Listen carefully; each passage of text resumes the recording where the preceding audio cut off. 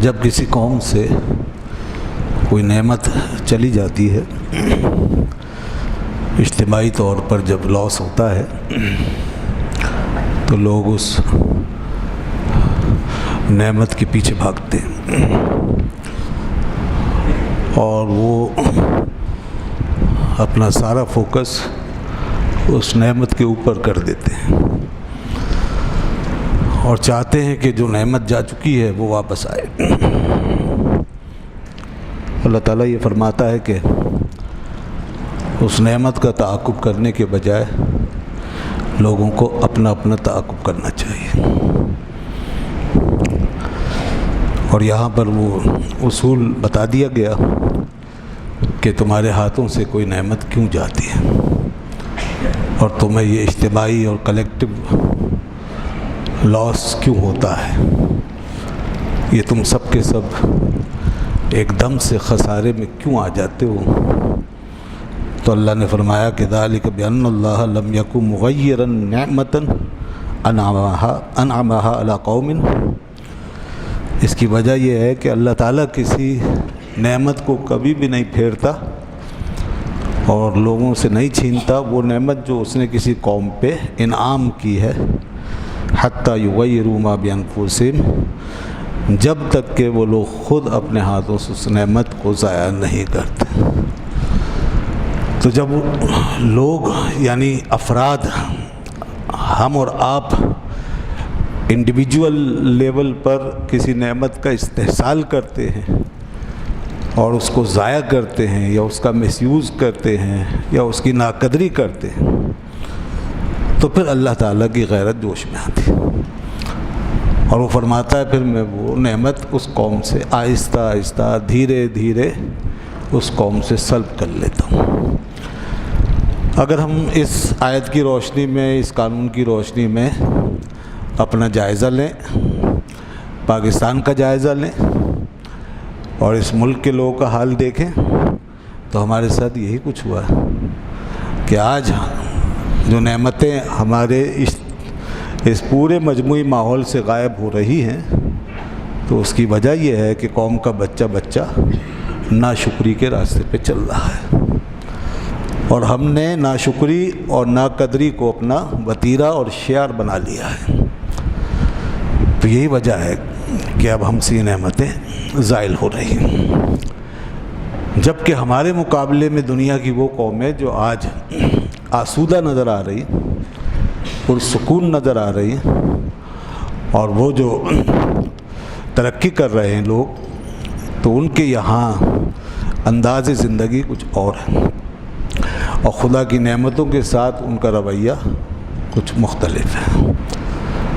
ان میں ان نعمتوں کی قدر کا احساس پایا جاتا ہے، وہ اس کو مس یوز نہیں کرتے، وہ ضائع نہیں کر رہے ہیں، وہ اپنی توانائیوں کو، اپنے اثاثوں کو، اپنے وسائل کو چن چن کے جمع کرتے ہیں، پھر ان کی حفاظت کرتے ہیں، پھر ان کو جہاں استعمال کرنا چاہیے وہاں استعمال کرتے ہیں۔ یہی وجہ ہے کہ وہ ایمان نہ رکھنے کے باوجود بھی دنیا کی بہت سی نعمتوں سے مستفیض ہو رہے ہیں، بہرہ ہو رہے ہیں، ان کے پاس وسائل کا بھی بے تحاشا ہیں، ان کے خزانے بھی بھرے ہوئے ہیں، اور وہ آگے اپنی نسلوں کو بھی ایک سیف اینڈ ساؤنڈ قسم کا سسٹم دینے جا رہے ہیں اور اچھی زندگی اپنی وراثت میں چھوڑ رہے ہیں، جبکہ اس کے برخلاف ہمیں اپنے کل کا بھی نہیں پتہ۔ نسلیں تو دور کی بات ہے، ہمیں اپنے کل کا نہیں پتہ کہ کل کیا ہوگا، اور نہ جانے کل ہم کس مصیبت سے دوچار ہو جائیں اور مزید کس بھور میں پھنس جائیں۔ تو اس کی وجہ صرف ایک ہی ہے، اور وہ یہی جو قرآن نے بتا دیا کہ جو میری نعمتوں کی قدر نہیں کرے گا تو میری نعمت اس کے ہاتھ سے آہستہ آہستہ کھسک جائے گی۔ پھر تم نعمت کو پوچھتے رہو گے، اس کی دہائیاں دیتے رہو گے، اسے مانگتے رہو گے، اس کے لیے تڑپتے رہو گے، لیکن اصل اسباب کی طرف جب تک نہیں پہنچو گے تو نعمت پھر واپس نہیں آئے گی۔ تو یہ بتا دیا یہاں پہ، بہت کام کی بات ہے، ہمیں اس کے حوالے سے اپنی پوری زندگی پر، اپنے پورے نظام فکر پر غور کرنا چاہیے کہ ہم اللہ کی نعمتوں کے ساتھ کس قسم کا سلوک کر رہے ہیں اور ہمارا رویہ کیا ہے۔ یہی پانی، یہی بجلی، یہی ماحول، یہی سب وسائل، یہی آپ کے ہاتھ میں، ہمارے ہاتھوں میں دولت، پیسہ، کپڑا، لٹھا، اور یہی تمام چیزیں جو آج ہمارے زیر استعمال ہیں، چاہے براہ راست ہمارے ہاتھ میں ہیں یا بالواسطہ طور پہ ہم ان سے مستفیض ہو رہے ہیں، ان سب کی ہمیں قدر کرنی چاہیے، یہ بہت ضروری ہے۔ اور اللہ اس چیز کو دیکھ رہا ہے کہ کون قدر کر رہا ہے، کون نہیں کر رہا، مگر ہم شاید یہ سمجھتے ہیں کہ قدرت کی آنکھ ہماری طرف نہیں لگی ہوئی، ہم مالک و مختار ہیں، ہم جو چاہیں کریں، اور ہم یہ سمجھتے ہیں کہ اگر ہمارے نظام میں اکاؤنٹیبلٹی نہیں رہی تو شاید اب ہم اکاؤنٹیبل ہیں ہی نہیں۔ ہم یہ سمجھتے ہیں کہ اگر ہمیں یہاں پکڑا نہیں جا رہا تو اب کوئی پکڑنے والا نہیں،